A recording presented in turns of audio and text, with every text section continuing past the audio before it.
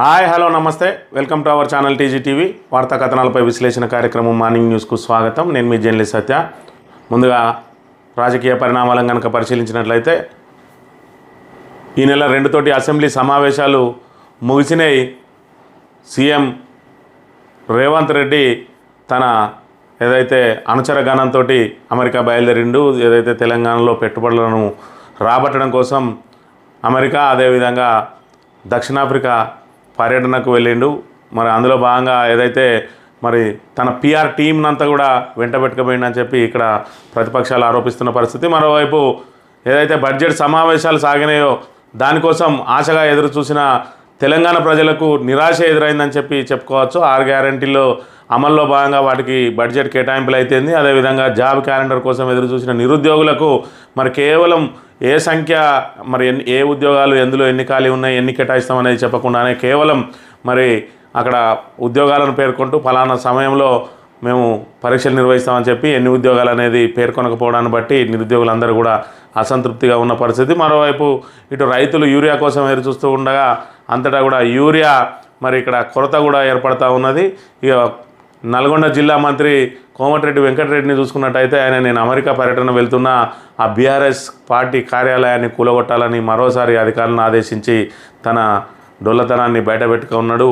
ఇప్పటికి కూడా ఆయన వెంకటరెడ్డి ఏం మాట్లాడతాడో ఏమో అనేది ఎవరికి అర్థం కాని పరిస్థితి. మరోవైపు హరీష్ రావు ఏదైతే హాఫ్ నాలెడ్జ్ పెళ్ళో అని చెప్పిండో దానికి అనుగుణంగానే ఆయన ప్రవర్తిస్తున్న తీరు కూడా మరి దీన్ని బట్టి మరి దానికి బలం చేకూరుస్తూ ఉన్న అంశాన్ని కూడా మనం ఇక్కడ గమనించవచ్చు. మరోవైపు శాసనసభలో మరి ఏదైతే హుందాతనం కరువైందని చెప్పి మరి ఆ రోత మాటలు పాత పాటలు అని చెప్పి ఏదైతే గత ప్రభుత్వం మీద ఆరోపణలు ఏదైతే సమాధానాలు చెప్పలేక వ్యక్తిగతంగా విమర్శలు అదేవిధంగా నోటికొచ్చినట్టు దూషణల పర్వం సాగింది. మరోవైపు రాష్ట్రంలో ఇది ప్రజాపాలన కాదు పోలీసు రాజ్యం నడుస్తూ ఉన్నది. ఎక్కడికక్కడ అణచివేతలు మరి అదేవిధంగా సీఎం పర్యటనలు కానీ మంత్రుల పర్యటనలు కానీ మరి జరిగిన వేళ మరి ఎక్కడికక్కడ గృహ నిర్బంధాలు చేస్తున్న పరిస్థితి.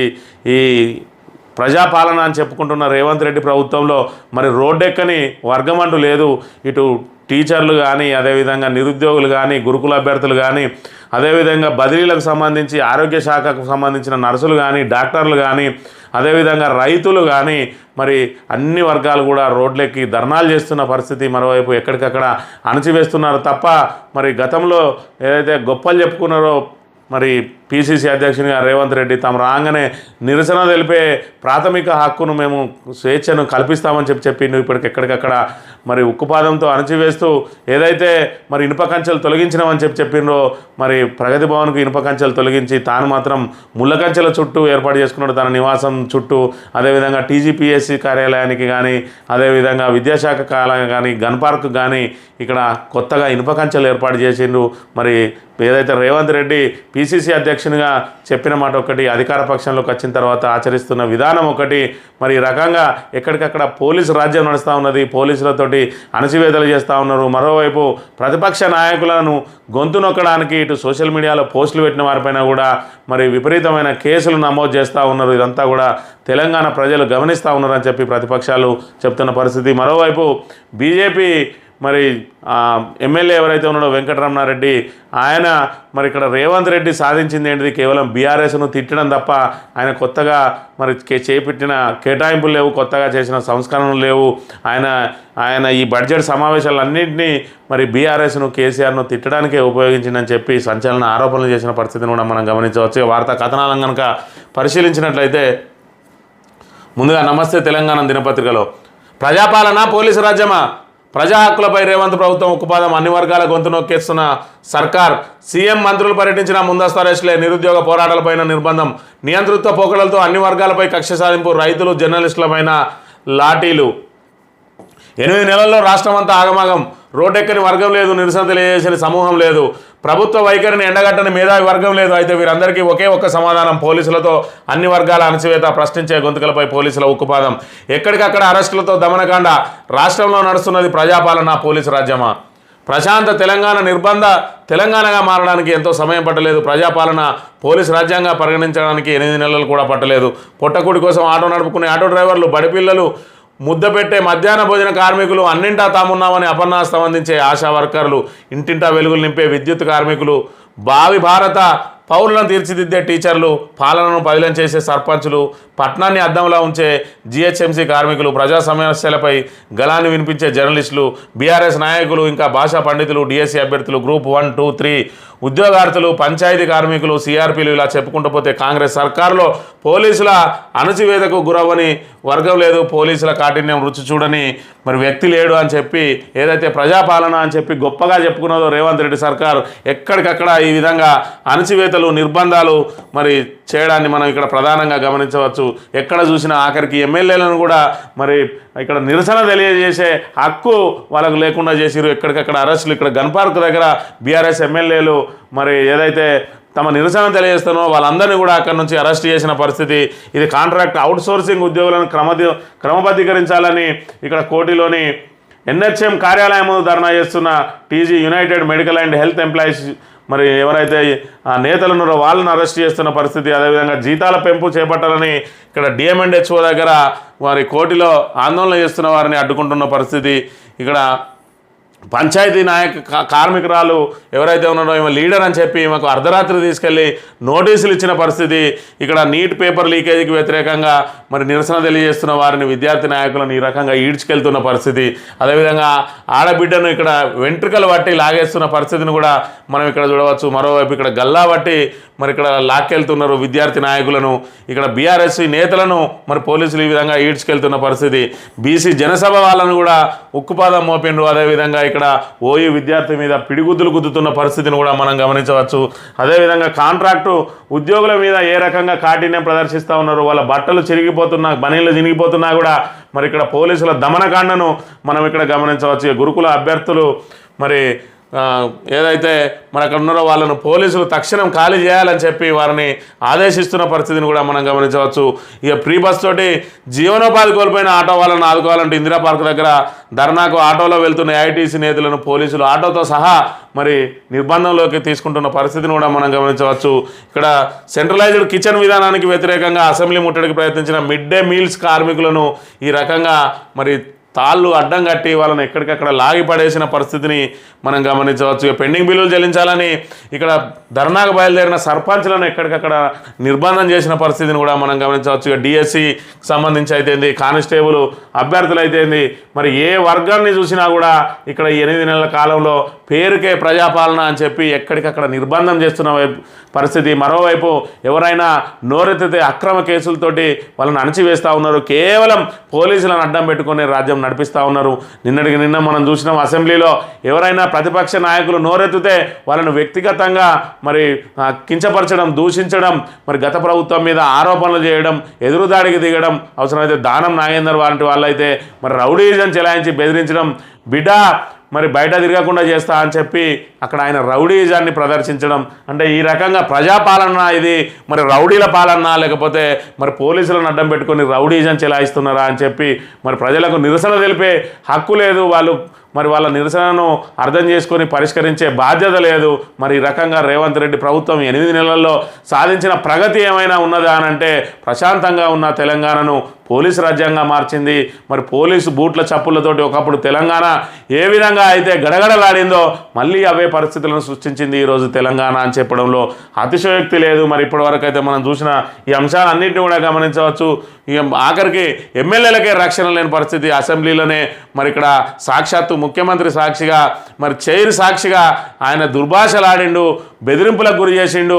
మరి అదేవిధంగా బయట తిరగనీయం బిడ్డ అని చెప్పి, మీ సంగతి చూస్తా అని చెప్పి మరి బెదిరిస్తున్న పరిస్థితి. ఈ రకమైన రౌడీలందరినీ మరి అక్కడ పెంచి పోషిస్తున్న పరిస్థితిని కూడా మనం ఇక్కడ ప్రధానంగా గమనించవచ్చు. రోతమాట పాతపాట, వ్యక్తిగత దూషణలకు వేదికైన అసెంబ్లీ సమావేశాలు, ముఖ్యమంత్రి సహా అందరిది అదే తీరు.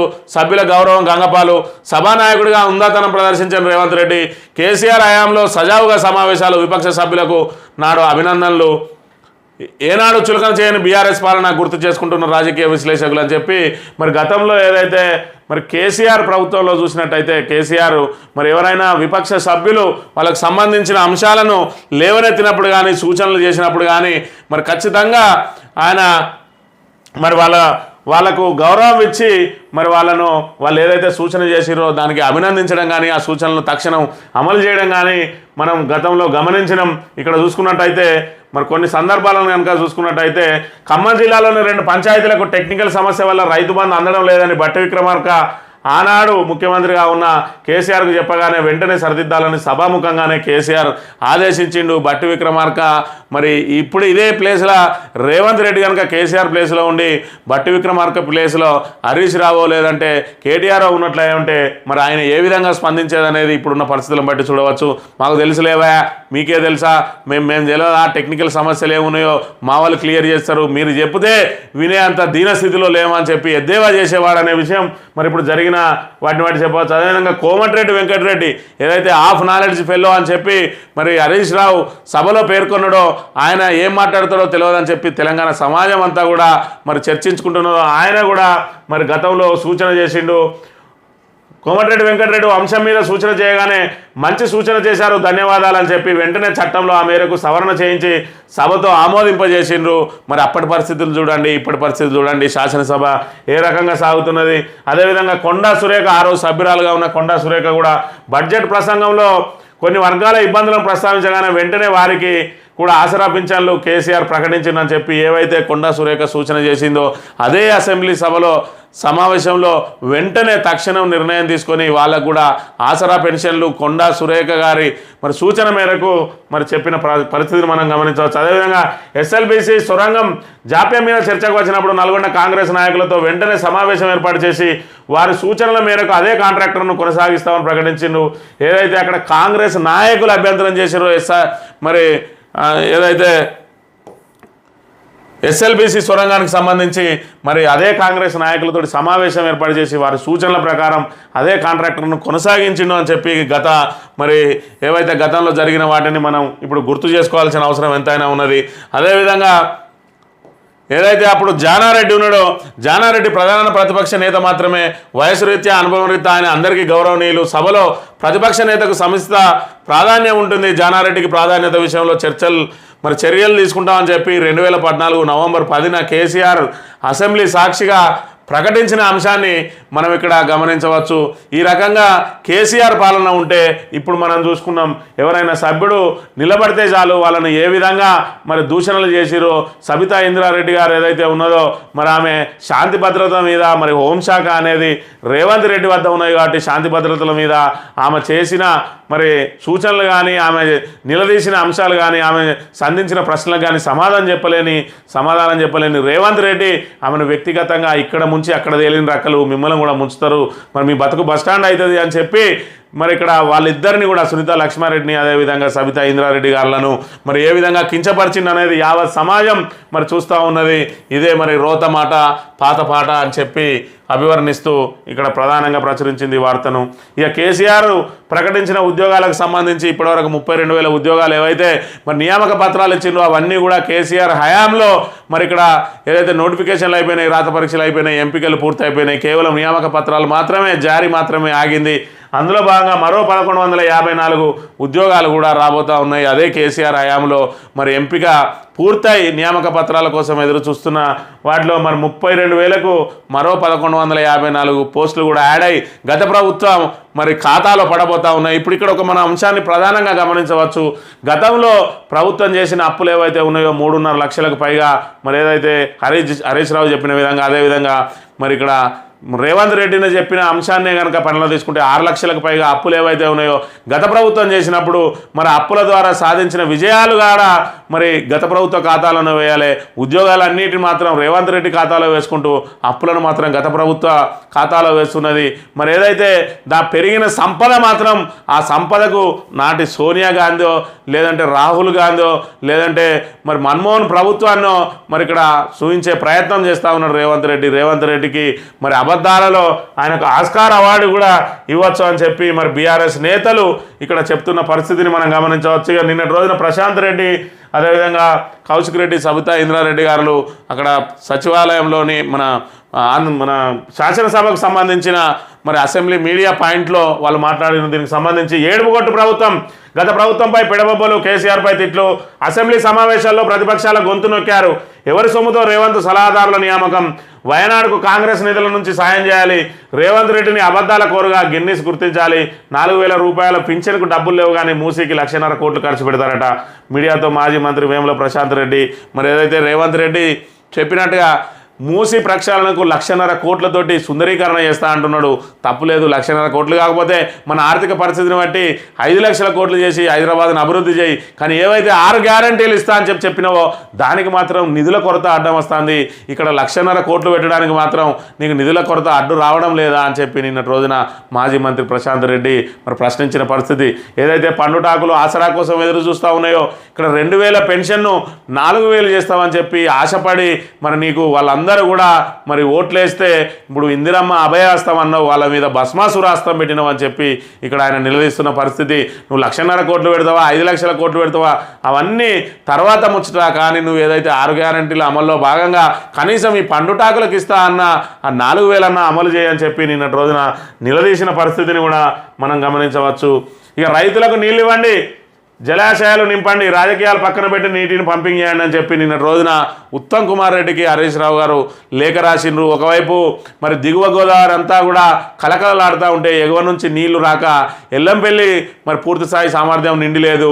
ఇంకా అన్నారానికి సుందిలకైతే అసలు వరద ప్రవాహమే లేని పరిస్థితి. ఈ నేపథ్యంలో మరి కాళేశ్వరం అనుబంధ రిజర్వాయర్లు కనుక నింపనట్టయితే తాగునీటికి కూడా ఇబ్బంది అవుతుందని పదే పదే చెప్పినప్పటికీ ఇప్పటికి కూడా పంపింగ్ చేయకుండా ఇంకా నిర్లక్ష్యం వహిస్తూ ఉన్నది. అదేవిధంగా రబీలో ఏ విధంగా అయితే మరి రైతులు ఇబ్బంది పడ్డారో అదేవిధంగా తాగునీటికి కొరత ఏ విధంగా అయితే వచ్చిందో రాబోయే వేసవిలో తాగునీటికి తీవ్ర కొరత వచ్చే అవకాశం ఉన్నాయి. కాబట్టి ఇప్పుడే రిజర్వాయర్లన్నీ నింపాలని పదే పదే మొత్తుకున్నా కూడా మరి పట్టించుకున్న పాపాన పోవడం లేదు మరి ప్రభుత్వం అనే విషయాన్ని కూడా మనం ఇక్కడ గమనించవచ్చు. మరో రైతు ఆత్మహత్య, పెట్టుబడి పెట్టలేక అప్పులు తీర్చలేక బలవన్మరణం.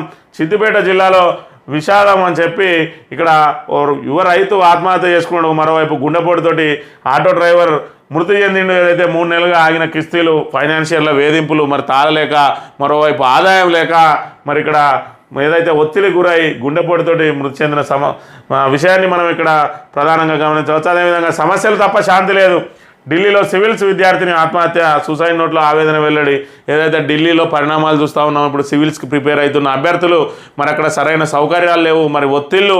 అదేవిధంగా మొన్నటికి మొన్న 3 విద్యార్థులు ఏదైతే అభ్యర్థులు ఐఏఎస్కు ప్రిపేర్ అవుతున్న సివిల్స్ అభ్యర్థులు మరి 3 కూడా జలసమాధైన విషయాన్ని కూడా మనం గమనిస్తున్నాం. అరకొర వసతుల మధ్య వాళ్ళు అక్కడ ఏదైతే సివిల్స్కి ప్రిపేర్ అవుతున్నారో ఆ ఒత్తిళ్లకు తాళలేక మరి ఇక్కడ శాంతి లేక ఆత్మహత్య చేసుకున్నది ఒక అమ్మాయి విద్యార్థిని. మరి సూసైడ్ నోట్లో కూడా అదే చెప్పిన విషయాన్ని మనం గమనించవచ్చు. అదేవిధంగా ఉద్యోగం రాదన్న మనస్తాపంతో యువకుడి ఆత్మహత్య అని చెప్పి ఇక్కడ ఆత్మహత్యలు పెరుగుతూ ఉన్నాయి. మరి గుండెపోట్లతో చనిపోతూ ఉన్నారు.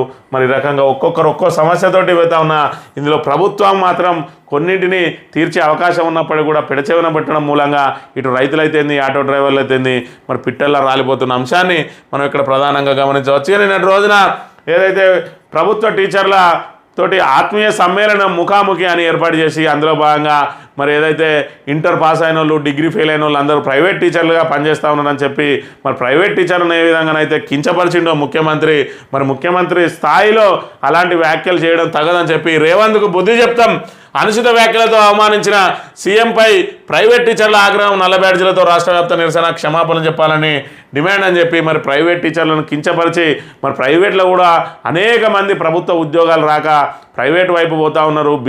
మరి పీజీలు చేసిన వాళ్ళు ఉన్నారు, డబుల్ పీజీలు చేసిన వాళ్ళు ఉన్నారు, బీఈడీలు చేసిన వాళ్ళు ఉన్నారు, ఎంఈడీలు చేసిన వాళ్ళు ఉన్నారు. వీళ్ళందరికీ కూడా ఉద్యోగ అవకాశాలు కల్పించక సరైన సమయంలో ఉద్యోగాలు ఇవ్వక మెగా డిఎస్సీ చేస్తా అని చెప్పి మరి దగా డిఎస్సీ చేసిన రేవంత్ రెడ్డి ఈరోజు ఏదో ప్రైవేటుకు బతుకు తెరువు కోసం ప్రైవేట్ టీచర్లుగా పనిచేస్తే మమ్మల్ని అందరినీ కించపరిచి మరి ఏదో చదువురాని వాళ్ళ కింద జమగట్టడం ఎంతవరకు సమంజసం అని చెప్పి నల్ల బ్యాడ్జీలతోటి నిరసన తెలియడంతో పాటు మరి రేవంత్ రెడ్డి ఖచ్చితంగా క్షమాపణ చెప్పాలా అని చెప్పి కూడా డిమాండ్ చేస్తున్న పరిస్థితిని మనం ఇక్కడ గమనించవచ్చు. ఇక ఆడిట్ లేదు, అరాచకమే. మార్కెట్లో గాడి తప్పిన ఎరువుల విక్రయం. కరీంనగర్ జిల్లాలో 76 లక్షల పక్కదారి ఎరువులు అమ్మిన సొమ్ము అధికారుల జేబుల్లోకి. వరుసగా ఘటనలు, కళ్ళు తెరవని అధికారులు. ఆడిట్ లేకపోవడంతో అధికారుల ఇష్టారాజ్యం. అధికారులు ప్రభుత్వ పెద్దల పాత్రపై అనుమానాలని చెప్పి మార్క్ఫెడ్కి సంబంధించి మార్క్ఫెడ్ ద్వారా ఏదైతే ఎరువుల విక్రయం ఉన్నదో దానికి సంబంధించి ఆడిట్ లేకుండా మరి ఇక్కడ ఎరువులన్నీ పక్కదారి పడతా ఉన్నాయి. అధికారుల జేబులలోకి 76 లక్షలు మరి వెళ్ళినాయి. దీనికి సంబంధించి మరి పర్యవేక్షణ లేదు. అధికారులు కొంతమంది ప్రజాప్రతినిధులు మరి ఇక్కడ పంచుకొని తింటున్నారని చెప్పి ప్రధానంగా వార్తను ప్రచురించింది నమస్తే తెలంగాణ దినపత్రిక. ఇక తెలంగాణ పత్రిక విషయానికి వస్తే హామీలన్నీ ఆంబక్, అమలుకు నోచుకొని 6 గ్యారంటీలు పథకాలను అటకెక్కిస్తున్న కాంగ్రెస్ సర్కార్, మూటలు లేవంటూ మాట మారుస్తున్న సీఎం రేవంత్, జాబులు లేకుండానే జాబ్ క్యాలెండర్ ప్రకటన. ఎన్నికల్లో కాంగ్రెస్ పార్టీ ఇచ్చిన హామీలన్నీ ఒక్కొక్కటిగా అటకెక్కిస్తున్నది. అప్పటి ప్రభుత్వం మీద వ్యతిరేకత పెంచి దాన్ని ఓట్లుగా మలుచుకునేందుకు, ప్రజలను ఆకట్టుకునేందుకు హామీల వర్షం కురిపించింది. కానీ వాటి అమలు గురించి ఆలోచించడం లేదు. అధికారంలోకి వస్తే డిసెంబర్ 9 నుంచి 6 గ్యారంటీలు ఒక్కొక్కటిగా అమలు చేస్తాం, 100 రోజుల్లో హామీలన్నీ పూర్తి చేస్తామని మరి ఏదైతే హామీ ఇచ్చిందో ఆ హామీలకు సంబంధించి ఇటు మహాలక్ష్మి పథకం, రైతు భరోసా, గృహజ్యోతి, ఇందిరమ్మ ఇల్లు, యువ వికాసం, చేయూత అని చెప్పి మరి మహాలక్ష్మికి సంబంధించి మహిళలకు ప్రతి నెల 2500 ఇస్తా అని చెప్పి మొట్టమొదటి హామీ ఏదైతే 6 గ్యారంటీలలో 13 అంశాలు ఉన్నాయి. ఆ 13 అంశాల్లో మొట్టమొదటి అంశం మరి రేవంత్ రెడ్డిని గత ప్రచార కార్యక్రమంలో చూసుకున్నట్టయితే మరి ఇంటింటికి వెళ్ళి మరి అవ్వా మీకు పెన్షన్ ఎంత వస్తున్నది, మరి 2000 వస్తే మీకు ఏ మూలకు సరిపోతాయి, నేను రాగానే డిసెంబర్ 9వ తేదీన 4000 ఇస్తా, మరి నీ మనవడో మనవరాలో నీ దగ్గరికి వచ్చి 1000 రూపాయలు ఇవ్వాలి అవ్వా అని నీ కాళ్ళొత్తి మరి అడుక్కునే విధంగా నేను చేస్తా, నేను రాగానే డిసెంబర్ 9న మరి 4000 ఇస్తా అని చెప్పి మరి అత్తామామలకు పెన్షన్ వస్తే మరి ఆడబిడ్డల పరిస్థితి ఏంది, వాళ్ళకు కూడా ఆర్థిక భరోసా ఉండాలి. కాబట్టి నేను రాగానే 2500 రూపాయలు ప్రతి మహిళ అకౌంట్లో వేస్తా, 18 సంవత్సరాలు నిండిన మరి రేషన్ కార్డు కలిగిన ప్రతి మహిళకు 2500 ఇస్తా అన్నాడు. దాని ఊసే లేదు, దానికి పంగనామం పెట్టిండు రేవంత్ రెడ్డి అనే విషయాన్ని మనం ఇక్కడ గమనించవచ్చు. ఇక 500కే గ్యాస్ సిలిండర్ అనేది ఎవరికి వస్తుందో ఎవరికి వస్తలేదో, ఇప్పుడు రుణమాఫీ ఏదైతే ఉన్నదో పత్రికలలో మరి ఏదైతే పేపర్ల మీద భారీగా ప్రకటనలు చూయించుకుంటూ మరి అందులో సగానికి పైగా లబ్ధిదారులకు మొండి చేయి చూపించిన పరిస్థితి. అదేవిధంగా గ్యాస్ సిలిండర్ ఎవరికి వస్తుందో ఎవరికి వస్తలేదో తెలియని పరిస్థితి ఉన్నది. అదేవిధంగా ఆర్టీసీ బస్సుల్లో ఉచిత ప్రయాణం అనేది మరి మొట్టమొదట కాంగ్రెస్ అమలు చేసిన కార్యక్రమం ఏదైనా ఉన్నదా అని అంటే అది ఆర్టీసీ బస్సుల్లో మరి మహిళలకు ఉచిత ప్రయాణం డిసెంబర్ 9వ తేదీనే అటాసంగా మరి ఇక్కడ ప్రకటించింది, దాన్ని అమలు చేసింది. ఇప్పుడు దానికి ఏ విధంగా కొర్రీలు పెట్టాలని చెప్పి మరి ఏదైతే సెమీ అర్బన్ బస్సులు, సెమీ లగ్జరీ బస్సులు అంటే ఏదైతే ఆర్డినరీ ఎక్స్ప్రెస్ బస్సులలో మరి ఉచిత ప్రయాణం పెట్టినో ఆ ఉచిత ప్రయాణానికి కూడా మరి కత్తెరలు వేసేందుకు బస్సులనే మార్చేస్తూ ఉన్నారు. బస్సుల స్వరూపాన్నే మార్చేసి మరి ఎక్స్ప్రెస్లను తగ్గించి ఎక్స్ప్రెస్ల స్థానంలో సెమీ డీలక్స్లను మరి రంగం ప్రవేశం చేయిస్తూ ఉన్నారు. 300లకు పైగా బస్సులు రాబోతూ ఉన్నాయి. రాబోయే రోజులలో ఎక్స్ప్రెస్లు ఆర్డినరీల సంఖ్య తగ్గి సెమీ డీలక్స్లను పెంచి మరి ఆదాయం పెంచుకునే ప్రయత్నం చేస్తున్న విషయాన్ని కూడా మనం ఇక్కడ ప్రధానంగా గమనించవచ్చు. ఇకపోతే రైతు భరోసా పేరుట ప్రతి రైతుకు అదేవిధంగా కౌలు రైతుకు కూడా 15,000 ఇస్తా ఉన్నారు. ఇప్పుడు కౌలు రైతులకు సంబంధించిన ఊసే లేదు. రైతు భరోసాకు సంబంధించి ఇప్పటికే గతంలోనే పెట్టుబడి సాయం సరైన సమయంలో అందియలేదు. ఏదైతే ఎలక్షన్ల సమయంలో మరి అప్పుడు ప్రభుత్వం మరి 7,500 కోట్లను డిపాజిట్ చేసి వాటిని వాళ్ళ ఖాతాలో వేస్తూ ఉంటే వీళ్ళే మరి అక్కడ పోయి ఈ ఎలక్షన్ కమిషన్కు ఫిర్యాదు చేసిండు దాన్ని ఆపేయాలని. అదేవిధంగా మరి వాళ్ళ మీద ఆపినందుకు వ్యతిరేకత వస్తుందని మీరు ఏం బాధపడకండి, ఇప్పుడు తీసుకుంటే 5,000, నేను వచ్చిన తర్వాత 7,500 ఇస్తా అన్నాడు. 7,500 కాదు కదా, 5,000 మరి గతి లేని పరిస్థితి. కొంతమందికి వచ్చినాయి, కొంతమందికి రాలేదు. తర్వాత ఇప్పుడు రైతు భరోసా అమలు చేస్తా అంటా ఉన్నాడు. మరి దానికి సంబంధించి విధి విధానాల రూపకల్పన పేరుతోటి మరి ఇక్కడ తాత్సారం చేస్తూ ఉన్నాడు. ఇప్పటికెప్పటికో రావాల్సిన మరి రైతు బంధు రైతు భరోసాగా మారి ఆ భరోసా కాస్త మాయమవుతున్న పరిస్థితి. ఇక కౌలు రైతులను గుర్తించే ప్రక్రియనే ప్రారంభం కాలేదు. మన వచ్చే సంవత్సరం వరకు ఆ కౌలు రైతు అనే పదమే వినబడకుండా పోయే ప్రమాదం ఉన్న పరిస్థితిని కూడా మనం ఇక్కడ గమనించవచ్చు. అదేవిధంగా వ్యవసాయ కూలీలకు కూడా మరి ఏటా 12,000 ఇస్తా అన్నాడు. ఆ బడ్జెట్లో ఆ ఊసే లేని పరిస్థితిని కూడా మనం గమనించవచ్చు. ఇక బోనస్ ఏ విధంగా బోగస్ అయిందనే విషయం మనందరం చూసిందే. ఏదైతే మీరు పండించే ప్రతి పంటకు 500 బోనస్ ఇస్తా, ఇప్పుడు ఏవైతే కళ్ళాలలో ఉన్నాయో వాటిని కూడా అమ్మకండి, నేను రాగానే మనదే ప్రభుత్వం వస్తుంది డిసెంబర్ 9వ తేదీన 500 బోనస్ కల్పిస్తా అన్నాడు. కనీసం ఆ ధాన్యాన్ని కొనుగోలు చేయకుండా పడిగాపులు కాసిన పరిస్థితి. ఇప్పుడేమో సన్నవడ్లకు మాత్రమే బోనస్ ఇస్తా అంటా ఉన్నాడు. అది కూడా ఎంతవరకు ఇస్తాడో మన నమ్మకం లేని పరిస్థితి. ఇక గృహజ్యోతి 200 మరి ఏదైతే యూనిట్లు ఉన్నాయో అది కూడా ఎవరికి వస్తుందో ఎవరికి రాదో తెలియని పరిస్థితులలో ఉన్న విషయాన్ని మనం గమనించవచ్చు. ఇక ఇందిరమ్మ ఇండ్లను అట్టహాసంగా మరి ప్రారంభించిండు ఇప్పటి వరకు. మరి ఆ ఇందిరమ్మ ఇండ్లకు సంబంధించిన దరఖాస్తులు మళ్ళీ పాత అయినా కొత్తవి తీసుకుంటాడా కూడా తెలియని పరిస్థితి. ఇక యువ వికాసం అని ప్రతి విద్యార్థికి 5 లక్షల విద్యా భరోసా కార్డు అన్నాడు. ప్రతి మండలంలో తెలంగాణ ఇంటర్నేషనల్ స్కూల్ అన్నాడు. బడ్జెట్లో దాని కనీస ప్రస్తావన లేదు. మరి భరోసా కార్డు ఇస్తా అన్న హామీ లేదు. దాన్ని ఊసే లేని పరిస్థితి కూడా మనం గమనించవచ్చు. ఈ ఆసరా పెన్షన్లు అయితే చూసినాం, మరి 4,000కు ఇస్తా అని చెప్పిండు. ఆ 2,000 సరైన సమయంలో ఇవ్వని పరిస్థితి. మరోవైపు కాంగ్రెస్ ఎమ్మెల్యే లేచైతే మరి ఓ నెల ఆలస్యం అయితే పెన్షన్లు మునిగిపోతాయా, మరి ఏమైనా బ్రహ్మాండం బద్దలవుతుందా అని చెప్పి కూడా మరి కించపరుస్తున్న అంశాన్ని కూడా మనం గమనించవచ్చు. ఇక 10 లక్షల ఆరోగ్యశ్రీ అనేది మరి ఆరోగ్యశ్రీకి సంబంధించి మరి ఆ 10 లక్షలు ఏ విధంగా అమలవుతుంది, 10 లక్షలు ఏ విధంగా అమలవుతుందో సామాన్యకు తెలియని పరిస్థితి. ఈ విధంగా హామీలన్నీ ఆంబక్కైన అంశాన్ని మనం ప్రధానంగా గమనించవచ్చు. అమెరికాకు రేవంత్ బలగం. ఇక అమెరికా పెట్టుబడుల సాధన కోసం రేవంత్ రెడ్డి ఏదైతే వెళ్తా ఉన్నాడో ఆయనకు సంబంధించిన బలగానికి సంబంధించిన ఫోటోను వేసిండు. ఏదైతే పిఆర్ స్టంట్ల కోసం అక్కడ రేవంత్ రెడ్డి మరి ఏదైతే 18 గంటలు పనిచేస్తూ ఉన్నాడో అక్కడ విదేశాలకు వెళ్ళినా కూడా మరి అహర్నిశలు ఇక్కడికి పెట్టుబడులను రాబట్టడం కోసం మరి నిద్రాహారాలు మాని ఏ విధంగా పనిచేస్తున్నాడో ఎక్కడికక్కడ వాళ్ళకు ఫోటోలు వీడియోలు తీసి దానికి ఒక మంచి కలర్ఫుల్ ఐటమ్స్ పెట్టి పంపడానికి ఆయన పిఆర్ టీం కూడా మరి వెంట వెళ్తున్న అంశాన్ని మనం ఇక్కడ గమనించవచ్చు. రుణమాఫీ మాయన 2 విడతల్లో 1.5 లక్షల మాఫీ అని ప్రచారం. రుణమాఫీ కాలేదని రైతుల ధర్నా. కామారెడ్డి జిల్లాలో బ్యాంకు ముట్టడి అని చెప్పి మరి ఖచ్చితంగా రేషన్ కార్డు లేని వాళ్ళకి కాలేదు. అయితే పిఎం కిసాన్ నిబంధనలు ఏవైతే ఉన్నాయో ఆ నిబంధనల ప్రకారం మాత్రమే ఇక్కడ మరి అమలైన విషయాన్ని మనం గమనించవచ్చు. సుమారు 70 లక్షల మంది ఉంటే అందులో 30 లక్షల మందికి కూడా అమలు కాని పరిస్థితి మనం గమనించవచ్చు. ఇప్పటివరకు 1.5 లక్ష అంటాడు. మరి 1 లక్ష లోపు రుణాలు, 50,000 లోపు రుణాలు కూడా కాలేదు. ఒకవైపు 1,20,000, 1,30,000 వరకు 3,000, 5,000 మరి మాఫీ అయినట్టుగా మరి వాళ్ళకు ఎస్ఎంఎస్లు వచ్చినాయి. దానికి సంబంధించి వెళ్తే మరి అధికారుల దగ్గర సరైన సమాధానం లేదు. ఈ రుణమాఫీ అనేది నిజంగానే పెద్ద మాయగానే మారింది అనే విషయాన్ని కూడా మనం గమనించవచ్చు. యూరియా తిప్పలు. పాలకుర్తిలో బారులు తీరిన రైతులు ఉదయం నుంచి లైన్లలోనే కష్టాలు. కాంగ్రెస్ నేతలు చెప్పిన వాళ్ళకే టోకెన్లు, ఎరువులు దొరక రైతుల అవస్థలు మళ్ళీ చూస్తూ ఉన్నాం. ఏదైతే ఉమ్మడి ఆంధ్రప్రదేశ్లో ఎరువుల కోసం రైతులు చెప్పులు లైన్లో పెట్టి మరి ఏదైతే పాస్ పుస్తకాలు లైన్లో పెట్టిరో గత రబీ సీజన్లో కూడా చూసినాం. మరి అదంతా ఆంబక్కని కొట్టేసిండు ఏదైతే వ్యవసాయ శాఖ మంత్రి తుమ్మల నాగేశ్వరరావు. మళ్ళీ ఇక్కడ యూరియా కోసం తిప్పలు పడుతున్నా కూడా మరి వాళ్ళు పట్టించుకునే పరిస్థితిని మనం గమనించవచ్చు. కాంగ్రెస్ వచ్చింది, మార్పు తెచ్చింది. మరి ఏదైతే గతంలో ఉమ్మడి ఆంధ్రప్రదేశ్లో ఏదైతే దుర్భర పరిస్థితులు ఉన్నాయో ఆ దుర్భర పరిస్థితులను తీసుకొచ్చింది. వాళ్ళు బరాబర్ చెప్పారు మేము మార్పు తెస్తామని.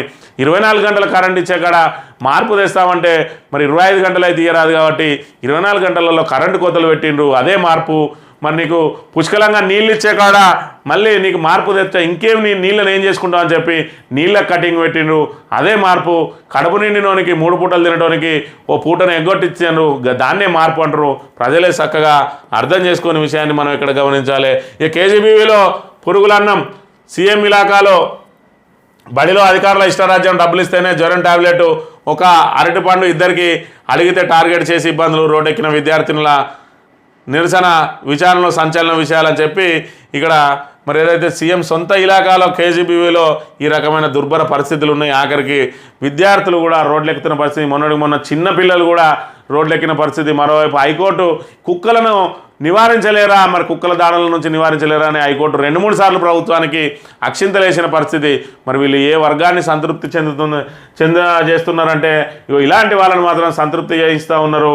మరి ఇక్కడ ఈయన ఇసుక బుక్కిండు. మరి ఏ విధంగా సీతక్క పిఏగా పేరు పొంది మరి ఈయన మీద కూడా నేను కేసు బుక్ చేయిస్తాను అని కూడా చెప్పింది. ఏదైతే మనం 16 లారీలను మరి వరంగల్ పోలీసులు పట్టుకున్నారో సీతక్క పిఏ మరి పోలీసులను ఫోన్లు చేసి బెదిరించిన పరిస్థితి. అయినా కూడా పోలీసులు అందులో పెడితే తిరిగి ఒత్తిళ్లతోటి 16 లారీలను మాయం చేసిరు. వాటన్నిటి మీద కూడా రేవంత్ రెడ్డి ఫోటోలు వేసుకొని మరి ఇసుక అక్రమ రవాణా చేస్తే మరి ఆయనను పిఏగా తొలగిస్తున్నా, ఆయన మీద కేసు నమోదు చేయమని ఆదేశిస్తున్నా అని చెప్పిన సీతక్క మరి ఈరోజు యూత్ కాంగ్రెస్ రేసులో ఉన్నాడు ఈ సుజిత్ రెడ్డి అని. అంటే మరి ఇక ఎలాంటి వాళ్ళు సంతృప్తి చెందుతున్నారు అని అంటే కాంగ్రెస్ ప్రభుత్వంలో ఇలాంటి వాళ్ళు సంతృప్తి చెందుతూ ఉన్నారు. ఇసుక బుక్కుతూ ఉన్నారు, మట్టి బుక్కుతూ ఉన్నారు, మరి రేషన్ బియ్యం బుక్కుతూ ఉన్నారు. మళ్ళీ ఏ రకమైన పదవులు కావాలో ఆ పదవులకు పోటీ పడుతున్న పరిస్థితిని మనం ఇక్కడ ప్రధానంగా గమనించవచ్చు. సాక్షి దినపత్రిక విషయానికి వస్తే కృష్ణాలో సిరుల పంట. కృష్ణానది పరివాహంలో ఈసారి 100% సాగుకు ఛాన్స్. నిండుకుండల, శ్రీశైలం, సాగర్, జూరాల జలాశయాలు గోదావరి ప్రాజెక్టుల కింద 17,95,000 ఎకరాలకు 188 టీఎంసీలు. ఎగువ గోదావరిలో ఆశించిన మేర రాని వరదలు. దీంతో పరివాహకంలో లోయర్ మానేర్ వరకే సరఫరా. స్కివం కమిటీ సమావేశంలో నిర్ణయం అని చెప్పి మరి దిగువ గోదావరి ఏదైతే ఉన్నదో దిగువ గోదావరిలో మరి ఇక్కడ ప్రాణహితతోటి మరి ఆ దిగువ గోదావరి అంతా జలకాల ఉంటే ఎగువ గోదావరి నుంచి మహారాష్ట్ర నుంచి నీటి విడుదల కాకపోవడంతో ఏదైతే శ్రీశైలం నుంచి మరి వరద నీరు వాళ్ళు గేట్లు ఎత్తిన తర్వాత వచ్చిన వరద నీరుతోటి సాగర్ కొంతమేర నిండినప్పటికీ మరి జూరాలకు నీళ్ళు వచ్చినప్పటికీ కూడా ఇక్కడ కృష్ణా నీళ్లు మరి సాగర్కి వచ్చినాయి. కానీ మరి ఏదైతే దీని నుంచి వస్తాయి అని చెప్పి ఆశించి మరి అనుకున్నామో ఎల్లంపల్లికి నీళ్లు మరి దానికి సరిపడా నీళ్లు రాకపోవడంతో కాళేశ్వరం అనుబంధ రిజర్వాయర్లు అన్నీ కూడా మరి ఇక్కడ పూర్తి స్థాయిలో ఎండిపోతున్న పరిస్థితిని మనం గమనించవచ్చు. మరి ఏదైతే ఎల్లంపల్లి నుంచి ఎత్తిపోసినాయి మరి దిగువ మానేరు వరకు మాత్రమే మరి లోయర్ మానేరు వరకు మాత్రమే సరఫరా జరుగుతూ ఉన్నది. మరి ఇంకా ఎగువ మానేరుకు నీళ్లు పోయే పరిస్థితి లేదు. అక్కడి నుంచి ఇంకా పై వరకు నీటిని పంపింగ్ చేసే అవకాశం లేదు. అందుకే పదే చెప్తా ఉన్నారు బీఆర్ఎస్ నేతలు. మరి నీటిని ఒడిసి పట్టుకొని ప్రాణహిత నీటిని మరి రిజర్వాయర్లను నింపి పెట్టాలన్నా కూడా ప్రభుత్వం పెడచెవిన పెడుతున్న అంశాన్ని మనం ప్రధానంగా గమనించవచ్చు.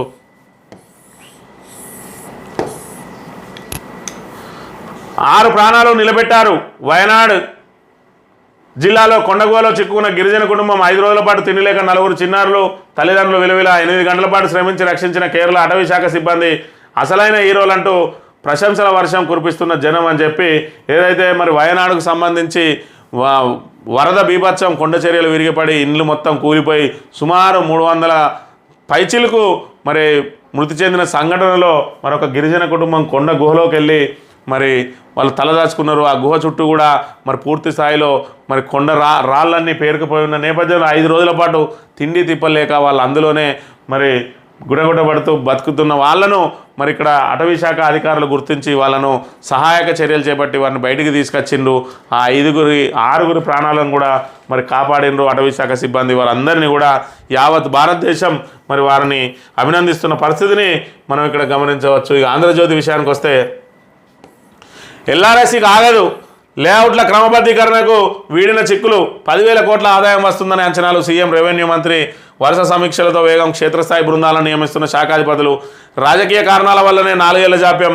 గత ప్రభుత్వంలో మున్సిపల్ శాఖ మంత్రికి తెలియకుండా ధరలు పెంచుతూ సీఎస్ ఉత్తర్వులు. దుమారం రేగడంతో నెలలోపే సవరణలతో మరో జీవో. ఎల్ఆర్ఎస్పై అన్ని పిటిషన్లను మూసేసిన హైకోర్టు. సుప్రీంకోర్టు నుంచి ప్రస్తుతానికి లేని అభ్యంతరాలు. మరి ఎల్ఆర్ఎస్ ఆగదు అని చెప్పిండ్రు. ఎల్ఆర్ఎస్ నుంచి 10,000 కోట్ల ఆదాయం వస్తుందన్నారు. మరి గతంలో నో ఎల్ఆర్ఎస్ అన్నారు, నో బీఆర్ఎస్ అన్నారు. మరి ఇప్పుడు ఎల్ఆర్ఎస్కు మాత్రం ఫీజు పెట్టి 10,000 కోట్ల వసూళ్లకు మరి రంగం సిద్ధం చేసుకున్నారు. అంటే అధికారంలో ఉన్నప్పుడు ఒక మాట, ప్రతిపక్షంలో ఉన్నప్పుడు ఒక మాట. మీరు చేస్తే వ్యభిచారం, మేం చేస్తే సంసారం అన్నట్టుగా ఉన్నది కాంగ్రెస్ నాయకుల పరిస్థితి. మరి దీని మీద న్యాయ పోరాటం చేస్తా అన్నాడు కోమటిరెడ్డి వెంకటరెడ్డి. ఎల్ఆర్ఎస్కి కనుక ఫీజులు వసూలు చేసినట్లయితే న్యాయ పోరాటం చేస్తా అన్నాడు. కానీ పాపం ప్రస్తుతం ఆయన కాంగ్రెస్ మీదనే న్యాయ పోరాటం చేయాల్సిన పరిస్థితిని మరి ఇక్కడ ఎదుర్కొంటుంది. ఇక్కడ మరి ఆయన ఎదుర్కొంటున్న విషయాన్ని మనం గమనించాలి. ఇక ఏదైతే ఆంధ్రజ్యోతికి సంబంధించి రాధాకృష్ణ చిలుక పలుకులు మరి ఇక్కడ గ్రాఫ్ తగ్గుతుందా, కాంగ్రెస్ గ్రాఫ్ తగ్గుతుందా అని చెప్పి ఇక్కడ ప్రధానంగా ఆవేదన వ్యక్తం చేస్తూ నేను మద్దతు ఇస్తున్న రేవంత్ రెడ్డి ఈ రకంగా మరి ప్రవర్తించడం మూలంగా మరి ఆయన మీద కాంగ్రెస్ పూర్తి స్థాయిలో మరి ప్రజలకు అపనమ్మకం ఏర్పడ్డదని చెప్పి ఆవేదన వ్యక్తం చేస్తూ ఇక్కడ వార్తను ఏదైతే తన చిలుక పలుకున్న ఇక్కడ ప్రచురించిండు. ఎన్నికలు జరిగిన సమయంలో పోలిస్తే కాంగ్రెస్ గ్రాఫ్ కొంత తగ్గినట్లుగా సమాచారం వస్తుంది. ఇందుకు సీఎం రేవంత్ మాత్రమే కారణం కాదు, అధిష్టానమే ప్రధాన బాధ్యత తీసుకోవాలి. సీఎంకు తగిన స్వేచ్ఛ కూడా ఇవ్వడం లేదు. మంత్రులు ముఖ్యంగా సీనియర్లు ఎవరికి వారే ముఖ్యమంత్రిగా వ్యవహరిస్తున్నారు. మంత్రులకు స్వేచ్ఛ అవసరమే కానీ అది అపరిమితం కాకూడదు. అధిష్టానం అతిజోక్యం కాంగ్రెస్కు నష్టం చేస్తున్నది.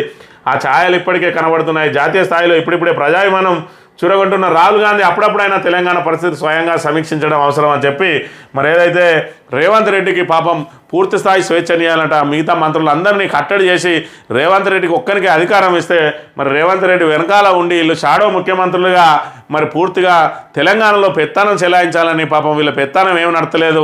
రేవంత్ రెడ్డి ఏకఛత్రాధిపత్యం నడతలేదు. ఇక్కడ మంత్రులందరూ కూడా ఆయన ఎక్కడికక్కడ మరి ఏదైతే సొంత నిర్ణయాలు తీసుకుంటే అధిష్టానానికి ఫిర్యాదు చేస్తే ఎక్కడికక్కడ కత్తర్లు వేస్తూ ఉన్నారు. మరి ఆయన ఎవరికి పదవులు ఇవ్వాలన్నా, ఎవరికి మంత్రి పదవులు ఇవ్వాలన్నా కూడా సొంతంగా నిర్ణయం తీసుకోలేకపోతా ఉన్నాడు అని చెప్పి మరోవైపు ఇక్కడ రేవంత్ రెడ్డి ఏదైతే మరి దూషణల పర్వానికి ఆయన మరి వ్యవహార శైలికి మరి ఆయన అనుబంధిస్తున్న మన అనుసరిస్తున్న విధానాలకు ఇక్కడ తెలంగాణ సమాజం అంతా కూడా మరి ఆయన మీద వ్యతిరేకత ఏర్పడితే దానికి కారణం అధిష్టానం అన్నట్టుగా ఇక్కడ మరి ఆయన కవర్ చేసే ప్రయత్నాలు చేస్తూ ఉన్నాడు.